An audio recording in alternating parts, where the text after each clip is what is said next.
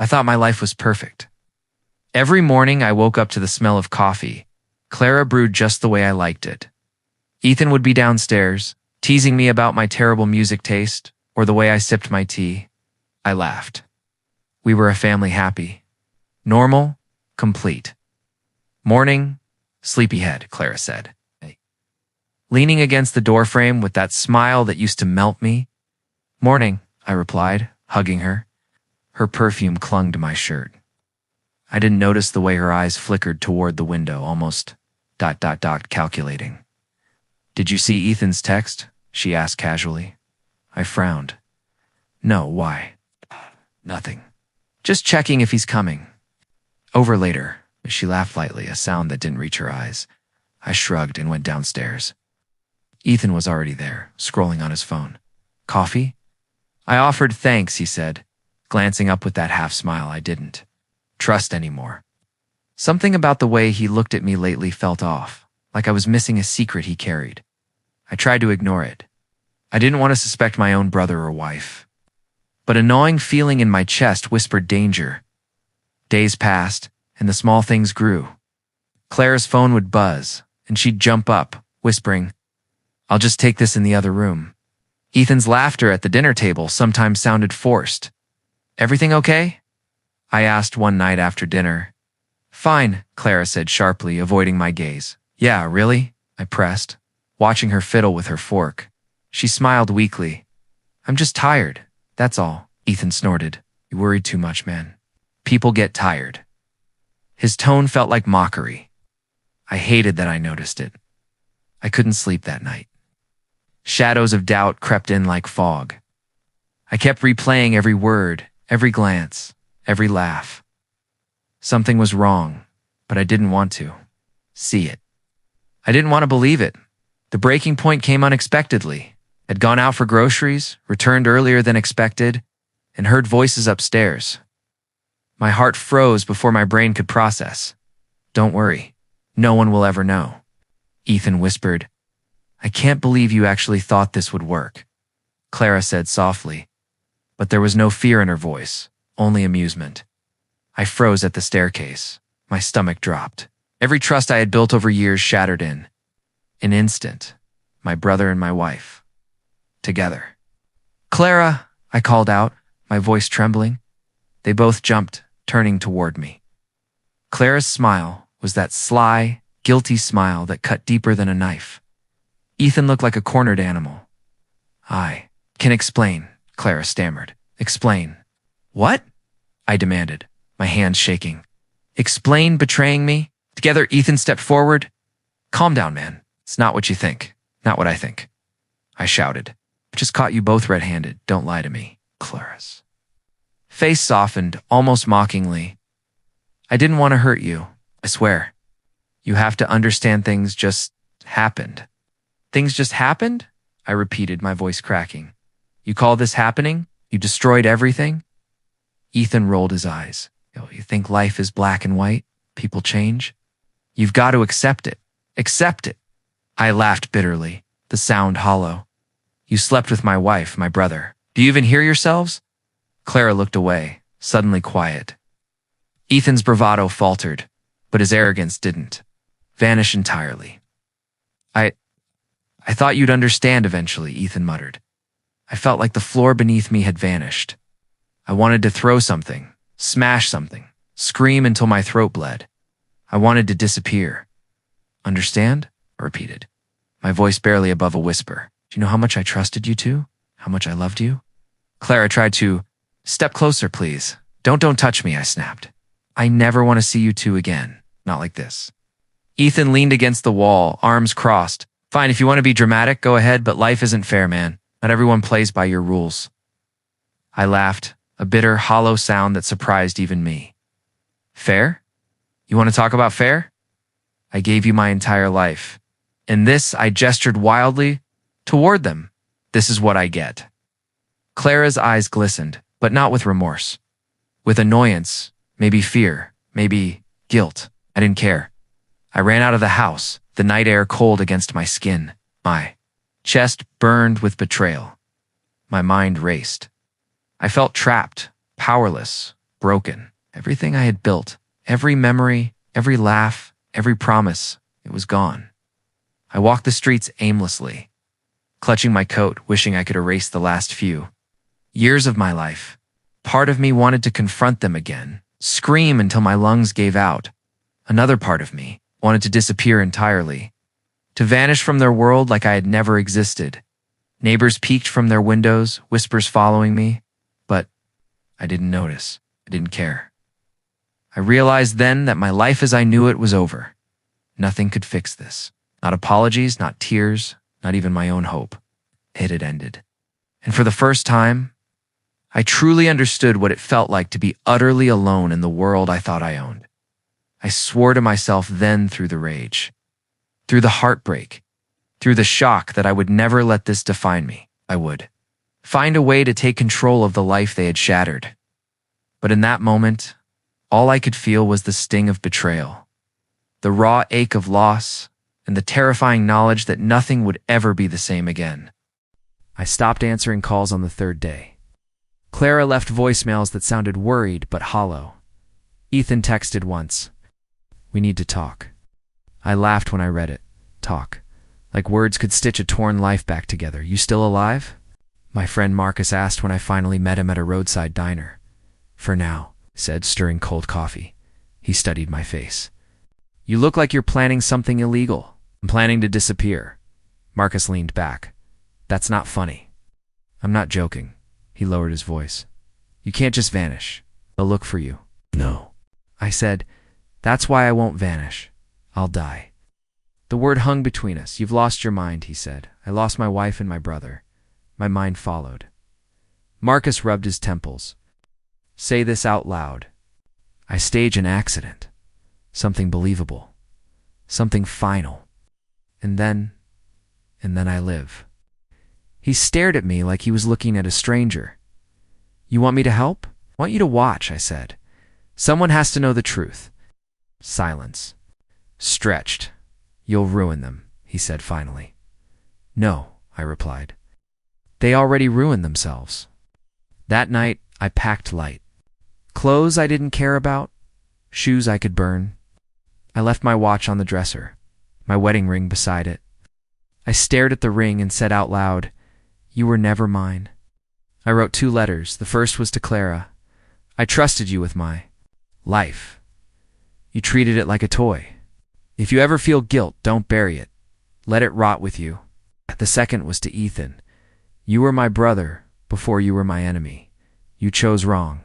Live with it." Marcus drove me to the bridge just before dawn. "You still have time," he said.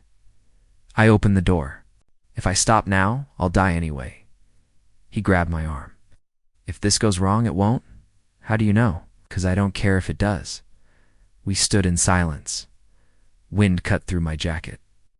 The river below looked black.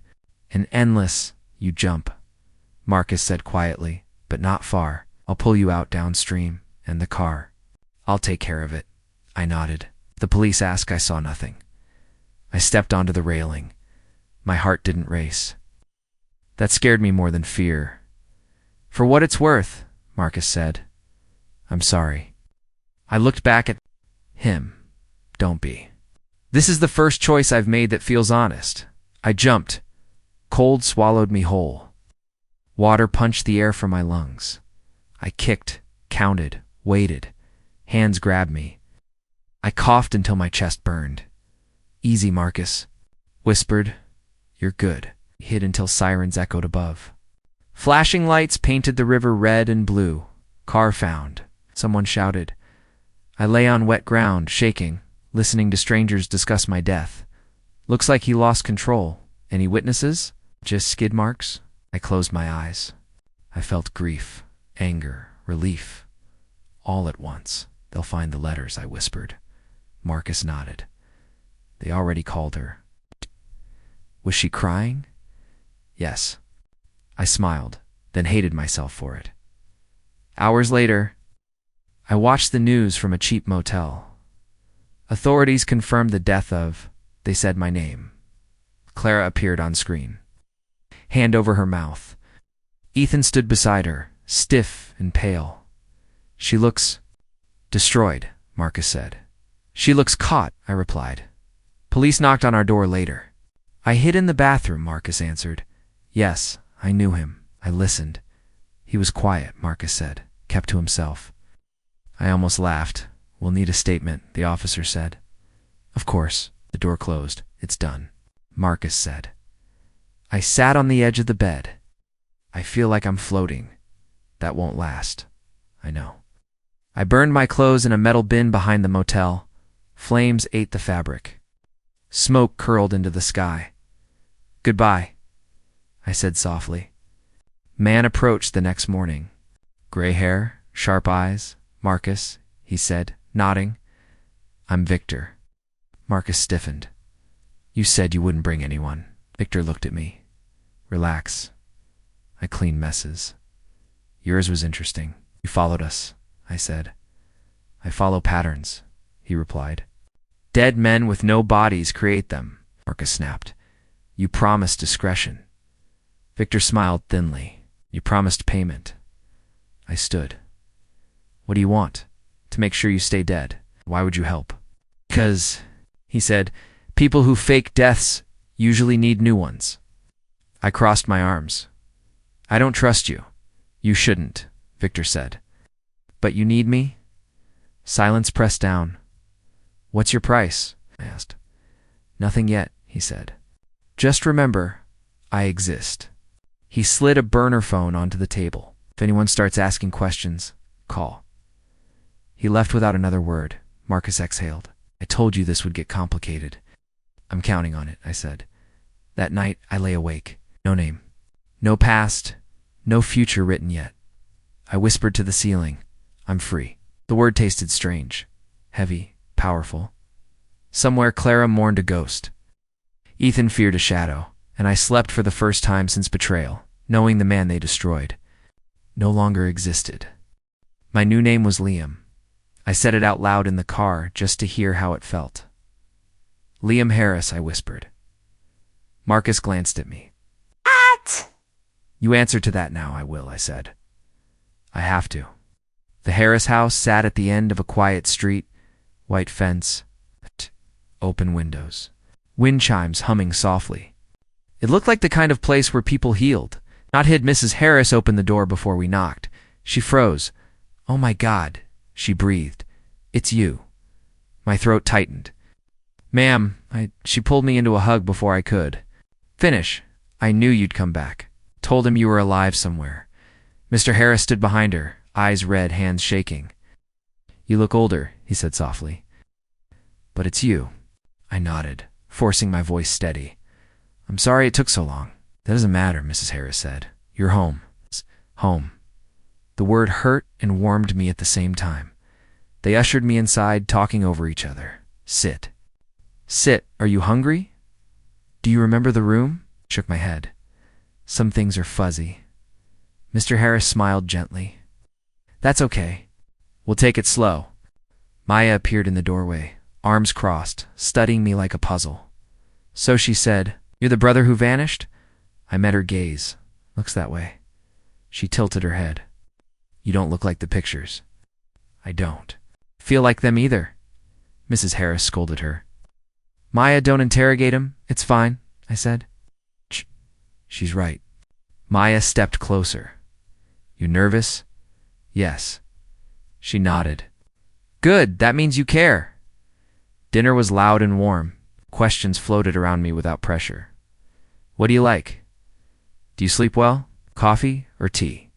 I answered, carefully, building Liam piece by piece. I like quiet mornings. I don't sleep much. T. Maya laughed. That tracks. After dinner, Mr. Harris cleared his throat. There's something we should say. I braced myself. We know this is sudden, he said, and confusing. Mrs. Harris squeezed my hand, but we're grateful. We lost a son. Finding you feels like a miracle. Guilt pressed into my chest. I don't want to take his place. I said, You're not, she replied. You're yours. I watched me closely. You flinch when people touch you. I exhaled. I'm working on that. She nodded, like she understood more than she said. That night, I lay in a real bed. Clean sheets, family photo on the dresser. A boy smiling beside Maya. I whispered, "I'm sorry," to the empty room. Sleep came slowly. Clara's face flashed. Behind my eyes, Ethan's voice echoed, "You think life is black and white?" I woke sweating. Morning smelled like toast and rain. Mr. Harris smiled over his newspaper. "Sleep okay? Better than expected?" Mrs. Harris set a plate in front of me. "You're safe here." Safe. "You checking the news again?" I froze. "How did you—" "You keep glancing at your phone," she said, "like you're waiting for ghosts." I hesitated. "Someone I knew. Passed recently. I'm sorry. I'm sorry." "Am I?" I said, and meant it in too many ways. Later, alone, I opened a burner phone Victor had given me. News articles filled the screen. Tragic accident claims local man. My photo stared back at me. My old face. My old name. Comments poured. And she didn't deserve this. They were so close. Clara's name appeared in interviews.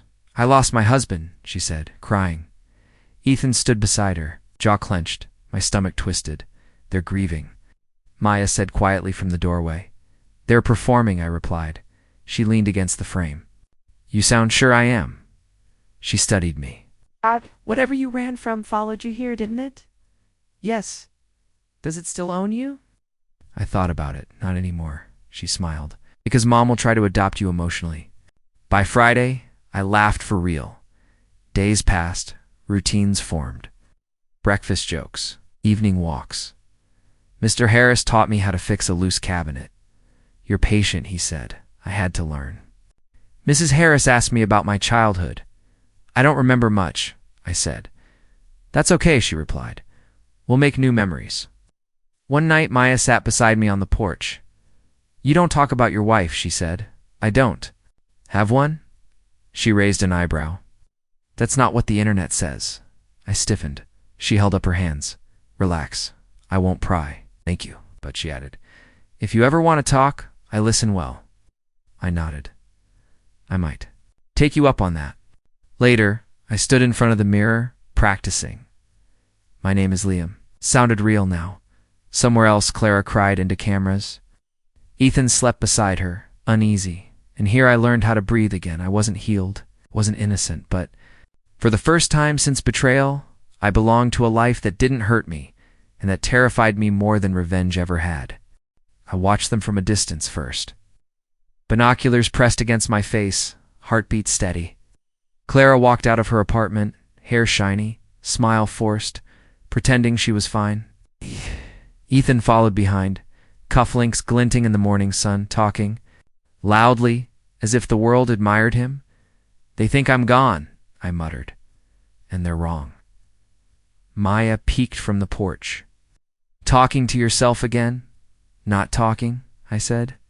"Planning?" She tilted her head. "Dangerous hobby." "A hobby," I corrected. "A necessity." I kept notes. Every cafe they visited. Every friend who whispered their gossip. Every careless smile. Ethan was particularly easy. One slip and he exposed himself. Clara was subtle, careful, but she had habits. "Everyone does. I don't like this," Maya said, watching me scribble. "In my notebook, neither did I like what they did to me," I replied. "But they can't know I'm here." She frowned. "You're patient." "It's patient," I smirked. "Good things come to those who wait." The first test was small. Ethan had an important client dinner. I sent a subtle email pretending to be the caterer, confirming a special order that didn't exist. "You'll have to call," his assistant said. "The order is off." "What do you mean off?" Ethan demanded, pacing. "I called the caterer," the assistant said. "They never received the request." Ethan froze, then cursed. "This is amateur hour." Clara rolled her eyes. "Maybe we should check the details before yelling." "Details don't matter," Ethan snapped. "Everything matters if I look like an idiot." I leaned back in my chair across town, sipping tea. It wasn't satisfaction yet, just the thrill of seeing them stumble. My pulse quickened. I hadn't felt alive like this since before the betrayal. "That's Sick, Maya said quietly. Strategic, I corrected. It's not about cruelty, it's about balance. Clara's next slip was subtler. I sent an anonymous tip to her editor about a mistake in her latest article. Who would do this? She whispered to a colleague. Not sure, the colleague said, frowning. Clara's confidence cracked slightly. She paused longer than usual before submitting her next draft. Small, invisible victories, but they mattered. You don't miss. Them, Maya asked. Sometimes I admitted, but not enough to stop. Evenings became my planning time. Notes, cameras, observations. I didn't gloat. I didn't act recklessly. Patience was my weapon. Every mistake they made, every arrogant glance Ethan threw, I recorded silently. I don't understand why you need all this detail, Maya said. Because one day I said, the details will pay off. Karma doesn't need a rush. 1. Afternoon, Ethan flaunted a new car in front of his neighbors. Honking loudly. Perfect. I had tipped the parking authority with an anonymous complaint about expired tags. A few days later, a ticket appeared under his windshield wiper. Ethan screamed, "What the hell?" Clara covered her mouth, embarrassed, but Ethan was furious. "This is ridiculous. Who did this?" "I don't know," Clara said softly. I smiled. Small steps, but the cracks were forming. "Do you ever feel guilty?" Maya asked one night as we walked. "For what?" I said. "For using your skills. To hurt them?" I shrugged. "I'm not hurting them. I'm revealing what they built themselves on." She didn't reply immediately, just nodded. I could tell she understood, at least partly. Clara began to miss deadlines, distracted. Ethan grew careless at work, flaunting wealth he hadn't fully earned. Their arrogance blinded them to the subtle chaos around them. I see them unraveling. I whispered one night, looking at the city from my porch. "And it feels right." Maya's voice was soft. "Don't lose yourself in this. Remember why you started." "I remember," I said. "Remember exactly, and that's why I'm careful." The thrill of watching them slip was intoxicating. But I had rules. No direct contact, no exposure, no hasty moves. Just observation, timing, and subtle nudges. A week later, Clara called me. Well, the old me, the one they thought dead. "Hello?" she said, voice trembling slightly. I didn't respond. I let her leave a voicemail. Sound of her panic, thinking. I had somehow returned was satisfying. Ethan boasted to a client about an investment he claimed to have made. I anonymously leaked the wrong details to the financial portal, causing minor embarrassment and mild public scrutiny. Why is this happening? Ethan raged. Everything was perfect. Maybe it wasn't, Clara muttered under her breath. I watched them crumble bit by bit. Not enough to destroy them yet, but enough to feel the power shift. I wasn't helpless anymore. You enjoy? This too much, Maya said, eyes wide. Don't confuse enjoyment with control, I replied. This is about balance, patience, and inevitability. We sat in silence later, listening to the night. I thought about how fragile arrogance was. How easily people topple when they think the world bends to them. They'll realize one day, Maya said. They already are, I said. I just don't have to tell them. Every success strengthened me. I no longer trembled at the memory of betrayal. I felt alive again, focused. My despair turned into purpose. Each small disaster I orchestrated was like a heartbeat returning. I never thought revenge could feel. Clean, I admitted quietly. Maya tilted her head. Clean, like water washing dirt from glass, I said. Not joy, not hatred, just clarity. Clara began double-checking everything she did. Ethan's arrogance made him reckless. My manipulations were subtle, almost invisible, but they worked. I didn't need to touch them directly. I didn't need confrontation. Karma was patient. I was patient. I need to remember this, I whispered to myself one night. Patience is power. Maya's voice came softly from the doorway. Just don't let it define you. It won't, I promised. I'm still me, Liam, not him, not the old me. And this is just the beginning. And as I watched them falter, stumble, and unknowingly fall into small traps. I understood for the first time in months what it felt like to be alive, not just surviving, but commanding the rhythm of fate itself. I had almost convinced myself that the past was buried. Almost. Then the whispers started. "Did you hear about him?" one of Ethan's colleagues said, voice low but urgent. "What do you mean?" Ethan asked, tension in his voice. "They say he wasn't in the car. That he escaped." Ethan's hand trembled slightly. Clara, standing beside him, looked pale, lips pressed tight. "I don't believe it," she said, though her voice wavered. "Neither do I," Ethan said quickly. But the sweat on his temple betrayed him. I leaned back in my chair miles away, a warm cup of tea in my hands, listening to the faint hum of the TV in the Harris living room. Maya sat beside me, arms crossed, watching me with curiosity. "Your lips are twitching," she said. "You're smiling like a devil." "Not smiling," I said. "Just observing." She raised an eyebrow. "Observing or enjoying?" I chuckled softly. "Sometimes the two are the same." She nudged me. "You're careful, aren't you? Patient." "I have to be," I said. "Patience keeps me alive and them unsteady." A few days later, Clara made her first misstep. She left her phone unattended at a cafe. I wasn't supposed to see it, but luck favors those who wait. A series of texts between her and a colleague revealed her desperation, her attempts to control Ethan, to regain the life she thought she lost. "She's trying too hard," I murmured. Maya glanced over my shoulder. "Don't tell me you're reading her messages." "I am," I admitted. "Not proud, but necessary." "You're human," she said softly. "Even if you hide behind Liam." I looked at her, feeling a pang I hadn't expected. Warmth. Something close to attachment. I cleared my throat. "I can't afford softness." "You can afford honesty with me," she said quietly. I swallowed. "Maybe. But honesty isn't always safe."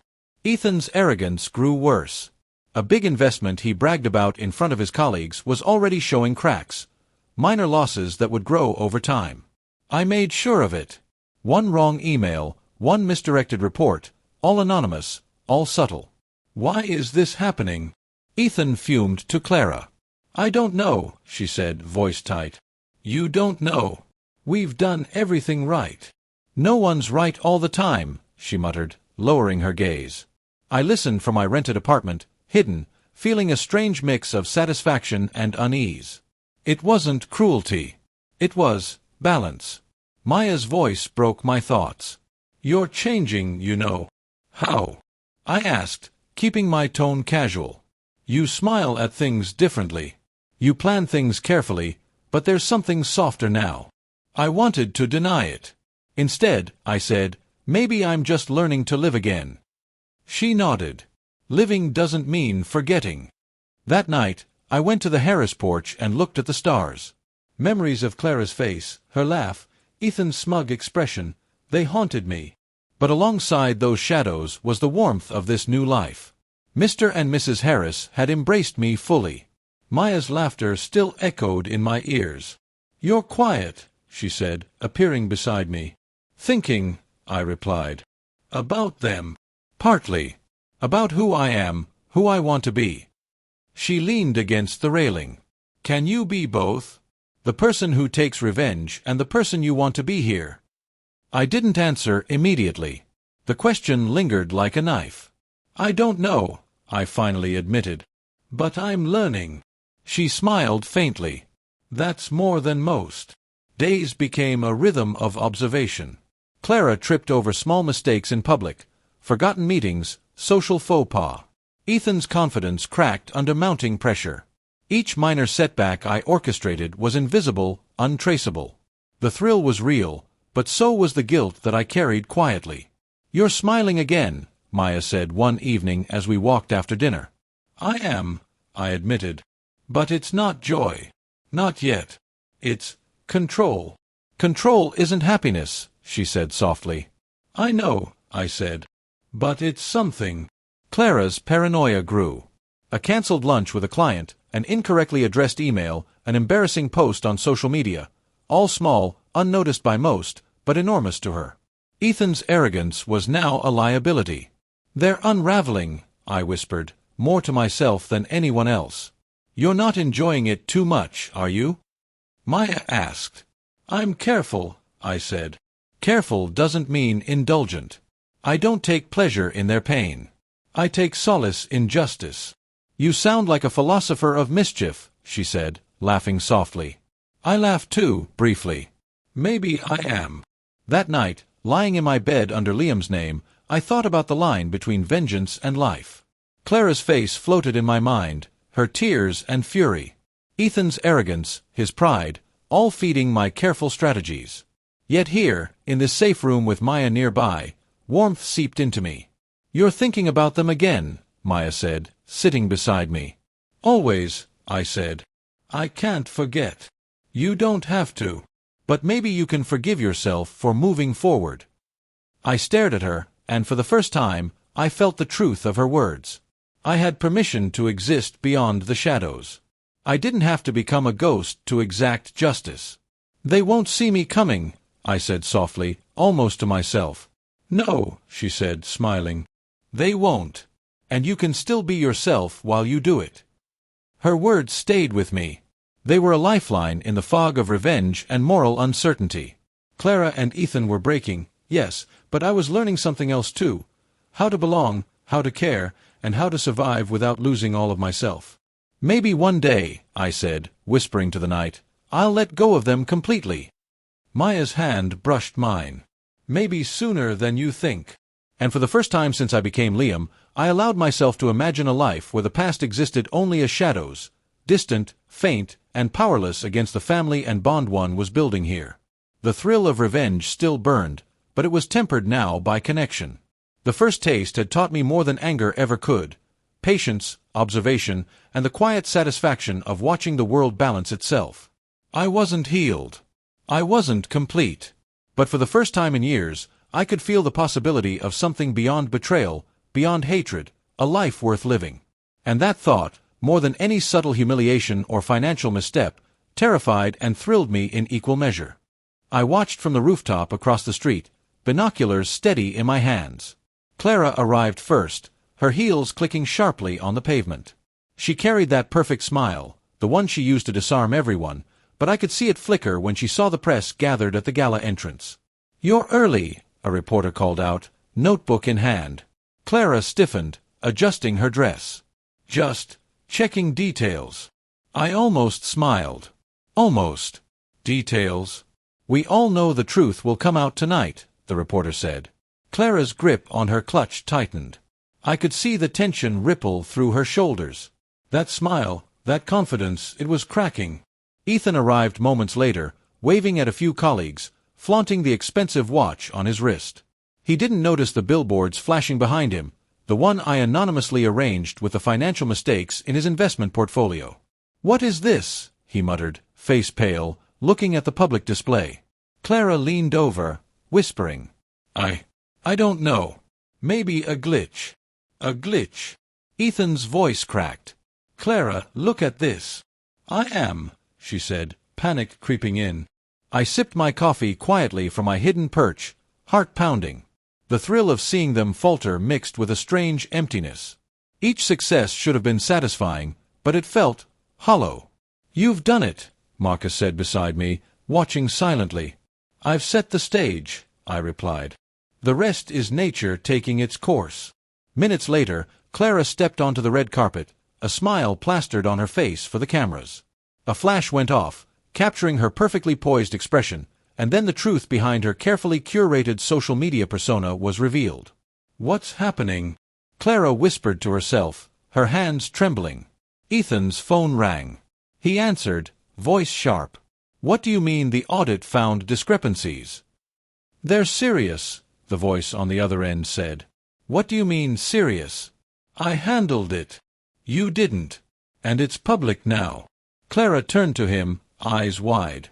"Ethan, what did you—" "I didn't touch anything," he snapped, panic rising. I felt a jolt of something strange. Satisfaction, yes, but also a deeper, hollower note. Watching them collapse was intoxicating, but it didn't fill the spaces they'd left in me. "They're unraveling," Maya whispered behind me. "Yes," I admitted. "But it doesn't feel complete." A press conference began outside the building. Clara attempted to speak, but her words stumbled, misphrases tumbling from her lips. Social media exploded. The reporters I had subtly tipped off documented every falter, every nervous glance. Her reputation, once pristine, was shredded in real time. "You've ruined her," Marcus said, disbelief in his tone. "I didn't ruin her," I said softly. "She did this to herself." Ethan ran out of the building, phone pressed to his ear. "I need an explanation. Everything I invested, it's collapsing." A few employees nearby shook their heads. "It's all going under," one whispered. Clara crouched in the corner of the empty foyer, crying silently, clutching her phone. Ethan paced, hands in his hair, muttering, panicked. I could see every fracture in their carefully maintained arrogance. "You've gone too far," Marcus whispered. I shook my head. "No. I've gone exactly far enough. They built this. I just showed the cracks." Hours later, the fallout continued. Emails, texts, social media posts, they all painted the same picture. Clara and Ethan exposed. Financial errors, public humiliation, private betrayals. I watched, heart tight. Every detail I had orchestrated fell perfectly, yet inside, the hollow ache persisted. Revenge was over, yet the emptiness remained. "They're broken," Maya said softly. "Yes," I whispered. "And it still doesn't feel like relief." That night, I returned to the Harris house. The porch was quiet. Maya sat with her knees drawn to her chest, looking at the stars. "You okay?" I asked. "I'm thinking about you," she said. "About how far you've gone." I sat beside her, silent. "You look tired," she continued. "I am," I admitted. "Not physically, but emotionally. Karma has a weight." "Did you expect it to feel lighter?" she asked. "Yes," I said, staring at my hands. "I thought revenge would heal. But it doesn't. It just closes the chapter." She reached for my hand. "Maybe healing isn't about chapters closing. Maybe it's about learning to write new ones." Her words struck deeper than I expected. "New ones," I echoed softly. "I don't know if I remember how." "You will," she said. "And you're not alone." I looked at her, the warmth in her gaze grounding me, and felt the first true stirrings of peace in months. A life beyond revenge seemed possible, though Clara and Ethan's shadows still haunted the corners of my mind. The next morning, news reports confirmed the collapse of Ethan's investments and the public scrutiny of Clara's social circles. The world was whispering about them, questioning their credibility, their ethics, their integrity. "They're finished," Marcus said, eyes grim but impressed. "Finished, but not destroyed," I said. "The world moves on, and so must I." Clara tried to call me once more. The voicemail captured her sobbing, desperate, helpless. I listened and felt nothing but hollow satisfaction. The raw emotion that once would have consumed me now passed like a distant echo. Ethan texted me, unsigned. "We need to talk. I know you're alive." I stared at the screen. My pulse quickened. A reminder that the past never truly disappears. "They're aware now," I said quietly. "Yes," Maya replied. "And what you do next matters more than what you did." I nodded. "I understand. But first, I need to let this sink. Let them confront the consequences of their choices without me pushing further." "I think you're scared of peace," she said softly. "Maybe," I admitted. "Because peace doesn't come with clarity. It comes with emptiness." "But emptiness isn't bad," she whispered. "It's space to grow, to rebuild." I looked at her, at the quiet strength she offered, and realized she was right. Revenge had closed the chapter, yes. Karma had struck, and justice had unfolded in small, perfect increments. But it was only the beginning of understanding myself. "I'll remember that," I said softly. She smiled. "Good. Because the past is a shadow. And shadows don't define you unless you let them."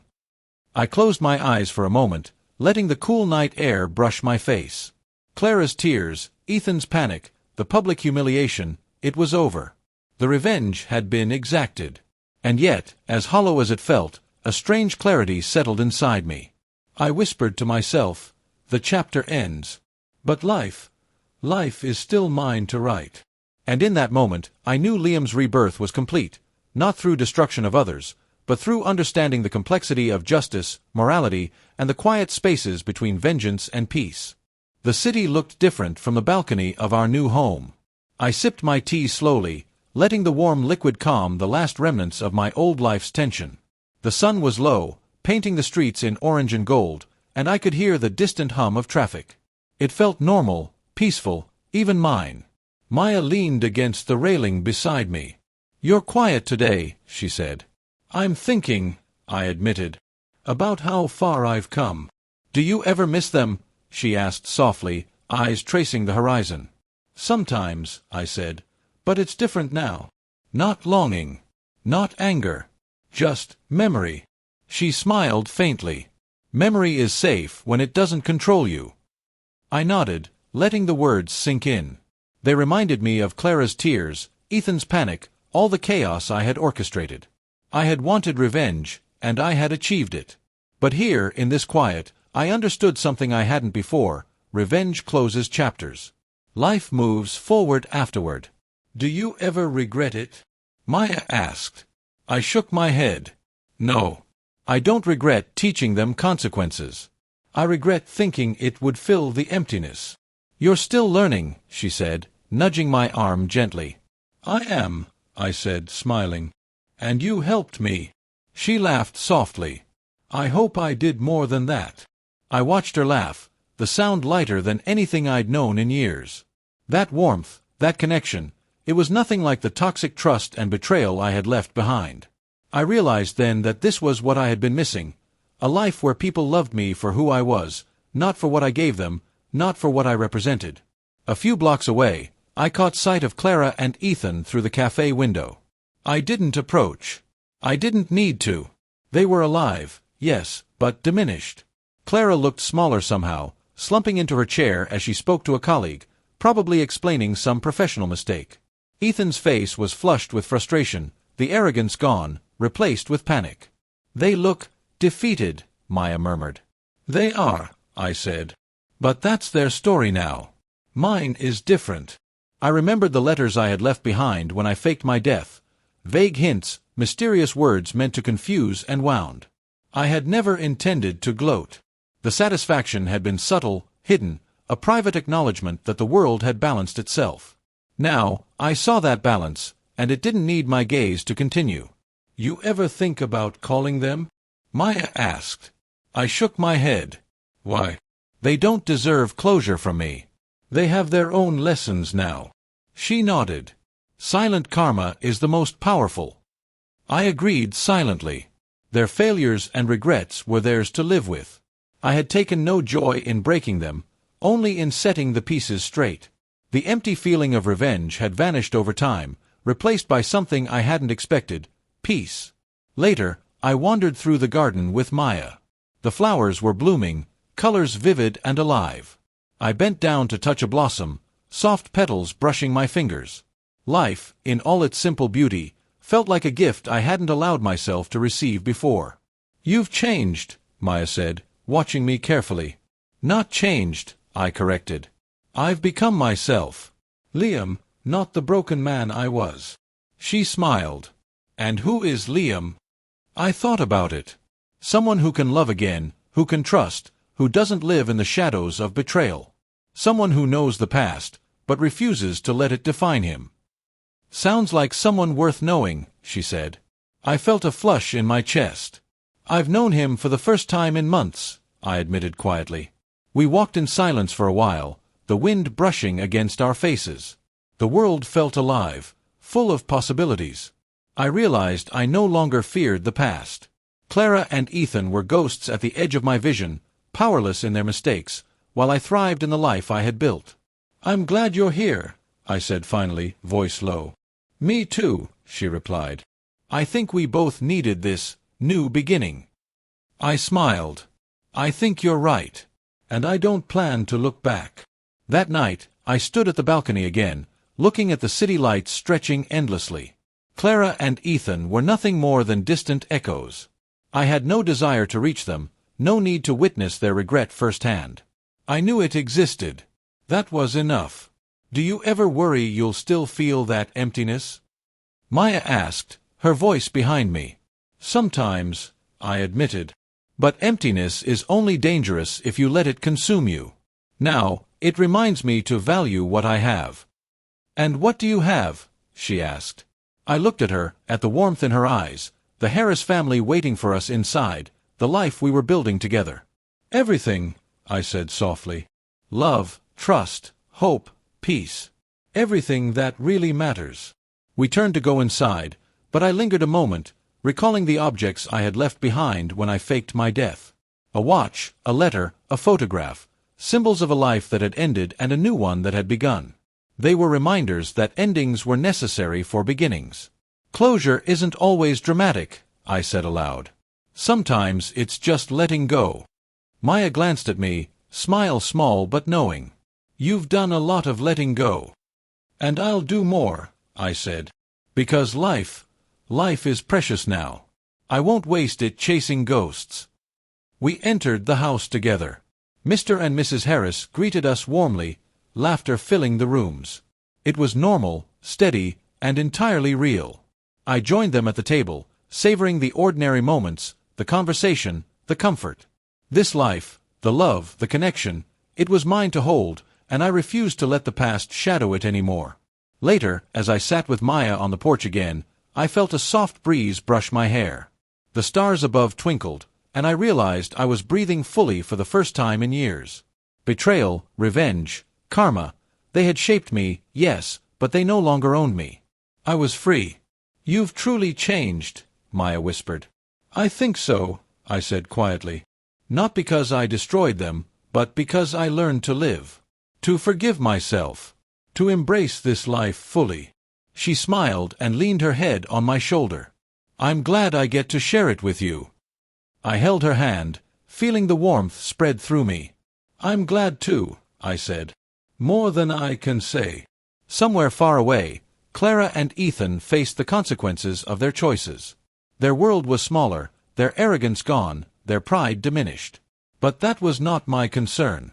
Their lessons were theirs alone, and I didn't need to witness them. I had moved beyond the obsession, beyond the need for validation. I picked up the watch I had recovered from my old life, one of the few tangible remnants of who I was. I didn't need it. It was heavy with memories, and I set it down on the table, letting it rest. The past was acknowledged, and yet it could no longer bind me. You ever think about going back? Maya asked softly. No, I said firmly. Back isn't where I belong. Forward is. Here, with you, with them, with life I can choose. She nodded. Good. Forward sounds perfect. I smiled, the first real, full smile in months. It is. And I'm done running, done hiding, done letting the past define me. Maya squeezed my hand. Then let's make it ours. Every day, every moment. I will, I said, voice steady. Every day. The city lights glimmered below us, the stars above twinkled, and I felt the world expand in a way I hadn't known it could. Peace was no longer a dream, it was real, solid, and entirely mine. I looked at Maya, at the life we had, at the family that had accepted me fully, and whispered softly, "Thank you for helping me live again."